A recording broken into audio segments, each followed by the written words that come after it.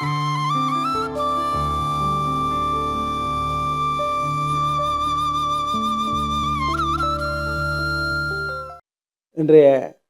அருமையான இந்த காலை நேரத்திலே டான் டிவி நேயர்களுக்கு இனிமையான வணக்கங்களை தெரிவித்துக் கொண்டு, நமது மண்ணிலே ஒரு உறுதியான ஆற்றல், ஆமாம், ஒளிரும் சூரியன் என்ற ஒரு அருமையான பத்திரிகை நமது மண்ணிலே வடக்கு மாகாணத்திலே வெளிவருகிறது. இந்த பத்திரிகை கடந்த ஒரு வருடமாக வெளிவருகின்றது. இதனுடைய பிரதான நோக்கு என்னென்று சொன்னீங்கள் என்று சொன்னால், பனை வள மேம்பாட்டு பத்திரிகை. உலகத்திலே அப்படி ஒரு பத்திரிகை இல்லை. பனை வளத்தை மேம்படுத்துறதுக்கு ஒரு பத்திரிகையோடு வருகுது இந்த காலத்தில். நான் அறிஞ்சதில் முந்தி கொஞ்சம் வந்தது, கற்பகம் என்னையவே வந்தது. இப்போ ஒரு பத்திரிகை. அப்போ இதனுடைய பிரதம ஆசிரியராக திரு நா. பார்த்திபன் அவர்கள் வவுனியா தேசிய கல்வியியல் கல்லூரி உபபீடாதிபதியாக இருந்தவர். மேலும் அவர் மிக உயர்ந்த தமிழ் பற்றாளர், தமிழை நேசிக்கின்ற ஒரு மிகச்சிறந்த தமிழ் பேராசிரியர். அவர்கள் பிரதம ஆசிரியராகவும் அவரோடு இணைந்த பல எழுத்தாளர்கள் இணைந்து ஒரு மிகச்சிறந்த நமது மண்ணின் அடையாளமாக இந்த பத்திரிகையை வெளியிட்டு சென்ற வாரம் யாழ்ப்பாணம் நூலகத்தின் கேட்போர் கூடத்தில் ஒரு பெரிய விழா நடந்தது. அதில் நான் இந்த பத்திரிகை விமர்சனம் செய்தேன். அப்போ அந்த வகையில் இந்த பத்திரிகை ஒரு உலகத்துக்கான பத்திரிகையாக ஆஸ்திரேலியா, கனடா, ஐரோப்பிய நாடுகள் எல்லாவற்றுக்கும் இந்த பத்திரிகை விநியோகிக்கப்படுகிறது. உள்ளூரிலேயும் எல்லா இடமும் பத்திரிகையாகவும் வெளியிடப்படுகிறது. ஆக எங்களுடைய மண்ணின் மிக பெரிய வளம் கற்பக தரு என்று சொல்கிறோம் பனையை. அப்போ பனை, நாங்கள் பனைகளை நட்டோம் என்று சொன்னால் அப்படியே நீர் பாதுகாப்பு.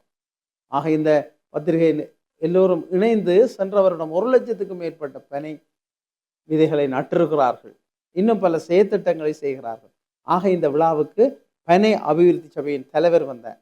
பனை அபிவிருத்தியோடு தொடர்பான பலர் வந்தார்கள். அதில் இந்த பனையை பயன்படுத்துதல், வளர்த்தல், உலக செல்நருக்கு ஏற்ப பனை வளத்தை, உற்பத்தி பொருட்களை வெளிநாடுகளுக்கு ஏற்றுமதி செய்தல், அதற்கு இந்த பத்திரிகை ஒரு மிகப்பெரிய விழிப்புணர்வூட்டல் செயற்திட்டங்களை மேற்கொண்டிருக்கின்றது.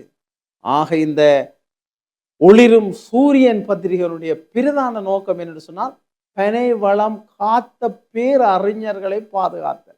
இந்த பத்திரிகை முதலாவது பத்திரிகையே அந்த மில்க்வைட் கனகராஜா ஐயா அவர்கள் பனை மரத்தை இலங்கை முழுக்க நட்டு நட்டு நட்டு நட்டு ஒரு பெரும் சேவை செய்த பெருமகனார்.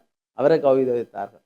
ஆக இங்கே நாங்கள் சொல்ல வாரோம், நாங்கள் உளவியல் ரீதியாக உறுதியாக இருக்கின்ற எமது மண்ணினுடைய அடையாளம் பனைமரம். ஆக பனையிலிருந்து நாங்கள் பல நன்மைகளை பெற்றிருக்கிறோம். யுத்த காலத்தில் நாங்கள் அப்போ விமானங்கள் இந்த குண்டுகளில் இருந்து காப்பாற்றுறதுக்கு பங்கர்களை கூட நாங்கள் அதில் தான் அமைத்தோம். எங்களுக்கு உணவு தந்தது, வருகிற பானம் தந்தது. ஆக இன்று இந்த பனம் பழத்திலிருந்து அதி உன்னதமான மிக தரமான பானம் யாழ்ப்பாணத்தில் உற்பத்தி ஆகிறது பெற்றும் விலையில். ஆக உலகம் முழுக்கவே எங்களுடைய பனையினுடைய அந்த உறுதி, ஆற்றல், அதற்கு அர்ப்பணிக்கின்றவர்களை கௌரவித்தல், அதனூடாக எமது தேசத்தை மீளெழுச்சி பெற வைத்தல். ஆமாம், போர் தேசம் புலர்கின்றது என்பதற்கு ஒரு மிக உயர்ந்த உதாரணமாக இப்பத்திரிகை வெளிவந்திருக்கிறது. இந்த பத்திரிகையை ஆதரவு செய்பவர்கள் உலகம் முழுக்க, இந்த பத்திரிகையை உலகம் முழுக்க விநியோகிக்கின்ற பெருமக்கள் பலர் இருக்கிறார்கள். இதில் இந்த பத்திரிகையில் முன்னாள் பனை அபிவிருத்தி சபை தலைவர் திரு க. நடராசா அவர்கள் அருமையான ஒரு ஆக்கத்தை எழுதியிருக்கின்றார். அது உள்ளூர் பத்திரிகை, அதாவது உள்ளூரில் பனந்தொழில் கண்காட்சிகள் வைக்கப்பட்டிருக்கிறது. வவுனியா பல்கலைக்கழகத்தினுடைய பேராசிரியை திருமதி எஸ். மதிவதனி அவர்கள் பனை வளத்தினுடைய ஆய்வு தொடர்பான ஒரு கட்டுரையை பிரசுரித்திருக்கின்றார்.